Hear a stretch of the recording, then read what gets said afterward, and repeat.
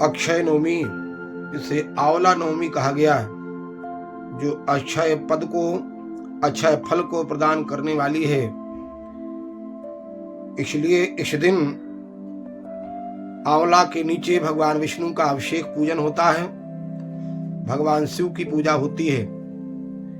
और ये अक्षय नवमी के दिन एक ही साथ भगवान शिव और विष्णु का पूजन होता है आंवला के नीचे। एक बार माता लक्ष्मी ने समस्त भक्तों को आंवला के नीचे पूजन करते हुए भगवान शंकर का विष्णु का एक साथ देखा, तो भगवान विष्णु से पूछा, प्रभु एक साथ आपका और शंकर का पूजन दोनों हो रहा है आंवला के नीचे। भगवान विष्णु ने कहा कि अक्षय नवमी के दिन जो भगवान शिव का और मेरा स्वरूप का पूजन करता है उसे अक्षय फल की प्राप्ति होती है, अक्षय पद की प्राप्ति होती है। उसके घर में धन धान सुख समृद्धि अक्षय होकर के निवास करते हैं। इसलिए आंवला नवमी, अक्षय नवमी अब की बार कार्तिक के पुनीत माह में 31 अक्टूबर को पड़ रही है, दिन शुक्रवार है।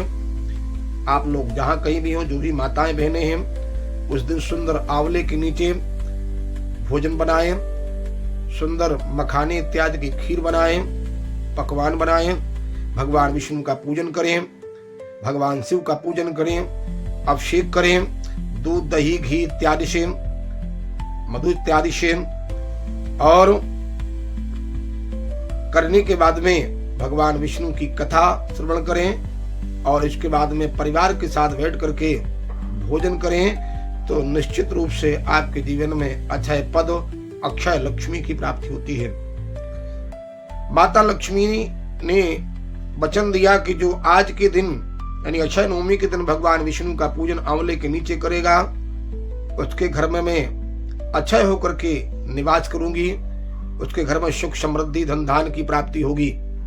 भगवान शिव और विष्णु का पूजन एक साथ करेगा, दीपक जलाएगा।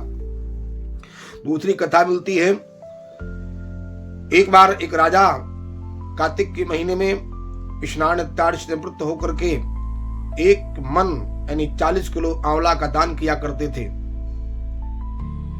और इस दान को देख करके उनके पारिवारिक संबंधियों ने, पुत्रों ने विरोध कर दिया, घर से निष्कासित कर दिया, जंगल में भटकने लग गए भूख प्यास से व्याकुल होकर के। तो भगवान विष्णु ने कृपा की, उनके लिए सुंदर स्वर्णमयी महल बना दिया जंगल में, और इतने आंवले के वृक्ष प्रकट कर दिए।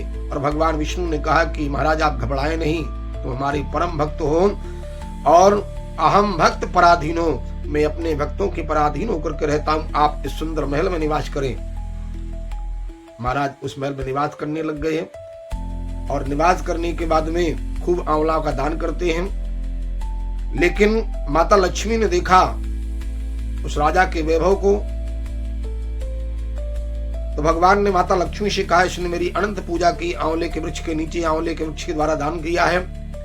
तो माता लक्ष्मी ने कहा कि जाओ प्रभु, मुझे ऐसा वचन दो कि जो कार्तिक के महीने में आंवले का दान करेगा, अक्षय नवमी के दिन विष्णु और माता लक्ष्मी का एक साथ पूजन करेगा, आंवले के नीचे भोजन करेगा, भगवान का भोग लगाएगा, इसलिए उसके यहाँ मैं अक्षय पूर्वक निवास करूं और उसके जीवन में सुख समृद्धि धन धान की निरंतर वृद्धि होती रहे, निरंतर भगवत कृपा प्राप्त होती रहे।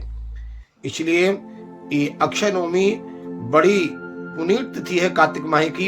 इसलिए 31 अक्टूबर को दिन शुक्रवार को आप ना कुछ कर सके तो आंवला के नीचे, और वैसे भी वैज्ञानिक दृष्टिकोण से आंवला जीवन में आरोग्यता प्रदान करने वाला है और दीर्घायु प्रदान करने वाला है, इसलिए उस दिन आंवले की पूजा करें और भगवान का भोग लगाएं, दीपक जलाएं।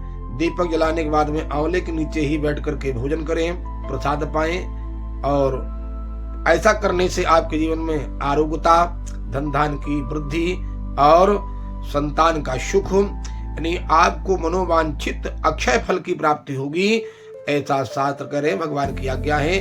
वो नवमी आपकी 31 अक्टूबर को है, इसलिए आप लोग निश्चित रूप से दिन पूजन करके अपने जीवन को मंगल में बना सकते हैं। जय श्री कृष्णा, जय श्री राधे।